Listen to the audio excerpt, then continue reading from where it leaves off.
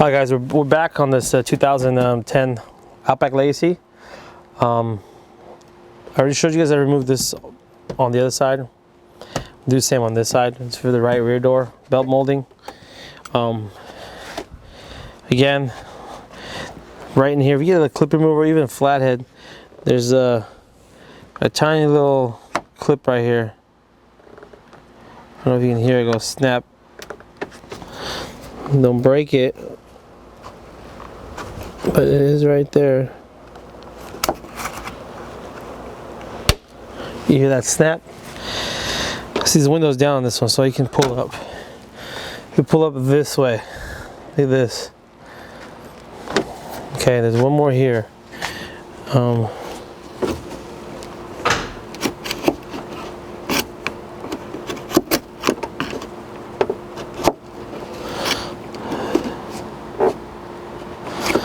It's right here at the edge.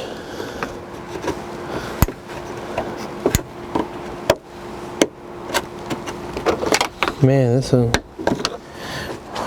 lot of crap buildup in here.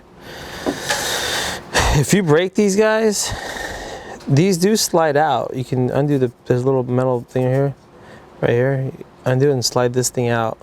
Only problem is they don't sell this separate. So if you break this little tab, you're pretty much screwed and buy a new one. But that's how this comes off, and going back on exactly the same way. Just make sure that these guys, I usually will put that in there like that. Make sure this groove sits into here, and the same over here. Once you get it in there, see how it just wants to fall in. Boom, that's it. There's not much to it. It's a lot easier with the glass out of it. Same way you do it with the glass in it. Let's go ahead and take this door apart. Show you guys how to do that.